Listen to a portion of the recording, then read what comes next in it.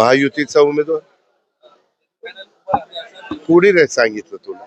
इतकं तुम्ही खोटं बातम्या लावतात आणि माझी बदनामी करता. ज्या चॅनलने दिली तर त्या चॅनलने एकदम दादांत खोटी बातमी लावली. मी आवाहन केलेलं होतं, कारखाना आर्थिक अडचणीमध्ये आहे, आपल्याला तो बाहेर काढायचा म्हटलं तर आपल्याला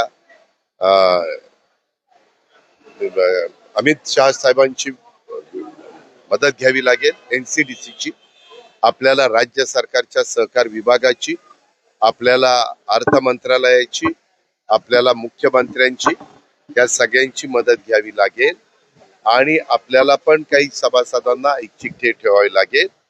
हे करत असताना जुन्या बोर्डातला एकाही व्यक्तीनं आग्रह करू नये, कारण 10 वर्ष त्यांना मिळालेली आहेत.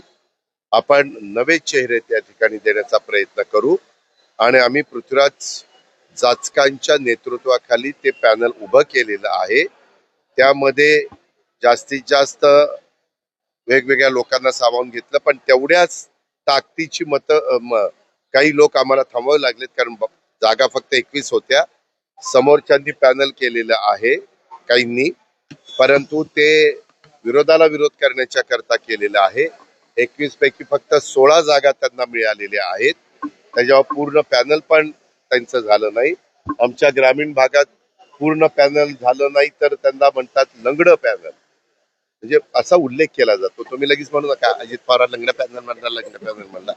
मी ते सांगतो की आमची भाषा ग्रामीण भागाची काय. तुम्ही शहरी भागातल्या उच्च श्रेणीत काम करणाऱ्या मीडियानी हे जरा शब्द लक्षात घ्यावेत. आणि त्याच्यामुळं मी उद्याच्या 5 तारखेला तिथं प्रचाराचा नारळ फोडायला जाणार आहे.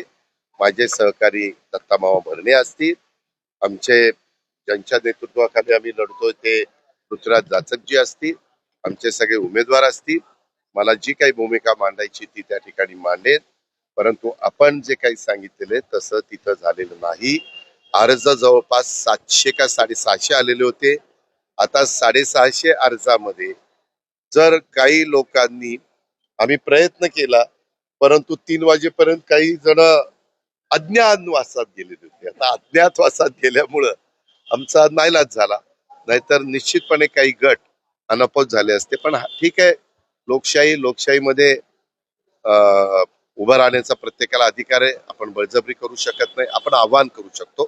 तसं मी आव्हान केलेलं होतं, परंतु एका चॅनलला असं वाटलं की अजित पवारांच्या आव्हानाला प्रतिसाद नाही मिळाला, त्याच्यामुळे अजित पवारांची बेआबरू झाली किंवा अजित पवारांना अपयश आलं, असं काहीतरी बाजून कांड्या पेटवायचं काम चाललंय. त्यांचा त्यांना लखलाप. मला माझ्या मतदारांच्यावर विश्वास आहे आणि तो वेळोवेळी सिद्ध झालेला आहे.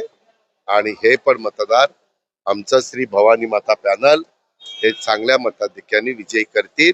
विजयी झाल्यावर तुला तर नक्कीच सांगणार आहे. आणि ज्यांनी ती खोटी बातमी दाखवली त्या चॅनलच्या संपादकालाही फोन करून आता कसं वाटतंय असं त्याला विचारणार.